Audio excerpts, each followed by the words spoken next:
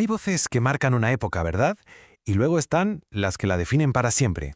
Pues bien, hoy vamos a meternos de lleno en la vida y el mito de una de esas voces, una voz eterna, la de Agustín Magaldi, una figura de verdad legendaria de la música argentina y cuyo eco, fíjate, resuena con la misma fuerza que el de los más grandes que te puedas imaginar. Para que nos hagamos una idea de quién era Magaldi, solo hay que escuchar esta frase de la época. Estamos en la edad de oro del tango, y su nombre no es que se mencionara, no. Es que se ponía al mismo nivel que el del mismísimo Carlos Gardel. Y ojo, que esto no era una comparación cualquiera. Era reconocer que Magaldi era, sin ninguna duda, uno de los pilares sobre los que se construyó toda la canción popular argentina.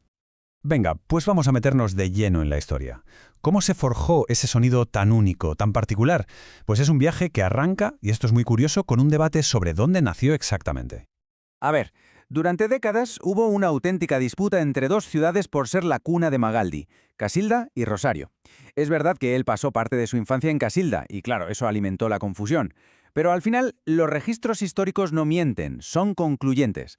Las actas de bautismo lo dejan clarísimo. El verdadero lugar de nacimiento de Agustín Magaldi fue el Hospital Covadonga de Rosario. Y aquí viene la clave. ¿Cuál era el arma secreta de Magaldi?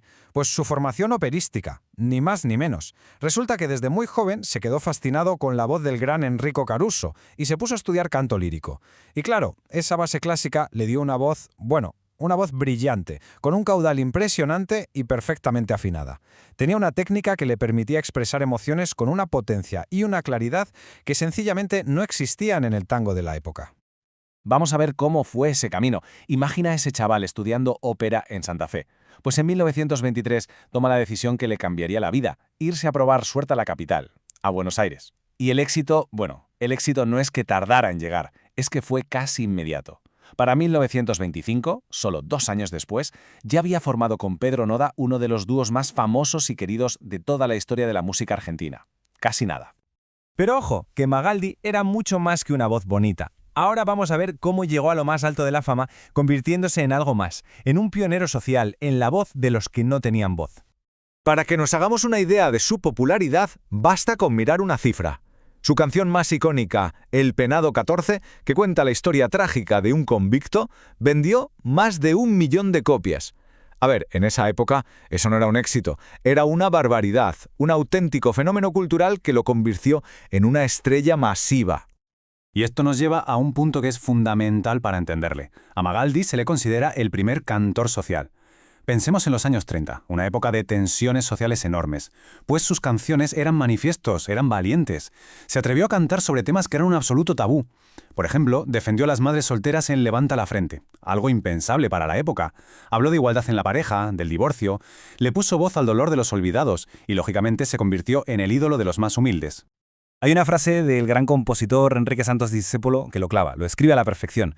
Porque Magaldi no es que solo cantara historias tristes, es que su voz tenía esa capacidad casi mágica de conectar directamente con el corazón de la gente, de transmitir una ternura, un sentimiento que creaba una conexión emocional brutal con quienes le escuchaban. Bueno, y ahora llegamos al tema quizá más famoso y controvertido de todos los que rodean a Magaldi, una historia que unió su nombre para siempre al de otra figura absolutamente icónica de Argentina. La pregunta es directa y ha dado para décadas de debate.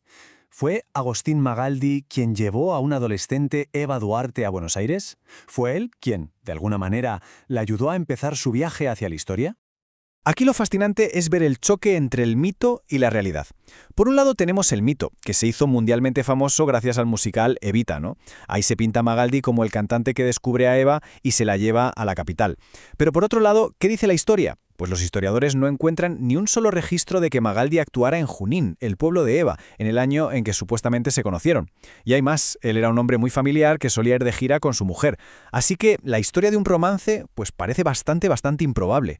Bueno, dejamos atrás el mito y nos adentramos ahora en el capítulo final y, la verdad, muy trágico de la vida de Magaldi. Un final que, paradójicamente, lo único que hizo fue agrandar todavía más su leyenda. Estaba en lo más alto de su carrera y, de repente, su salud se vino abajo. Un problema muy grave en el hígado le obligó a pasar por el quirófano de urgencia, y aunque la operación en sí pareció ir bien, una complicación justo después le provocó una pancreatitis fulminante. Así, el 8 de septiembre de 1938, con solo 39 años, la voz sentimental de Buenos Aires se apagó para siempre. La reacción a su muerte fue sencillamente increíble. Una demostración abrumadora de lo que la gente le quería. Su velatorio se hizo en el mítico Luna Park, un honor que solo se reservaba para los más grandes de verdad. La crónica de la revista Radiolandia de la época lo describe así. Una multitud inmensa se juntó para darle el último adiós, en escenas de una emoción que te rompía por dentro.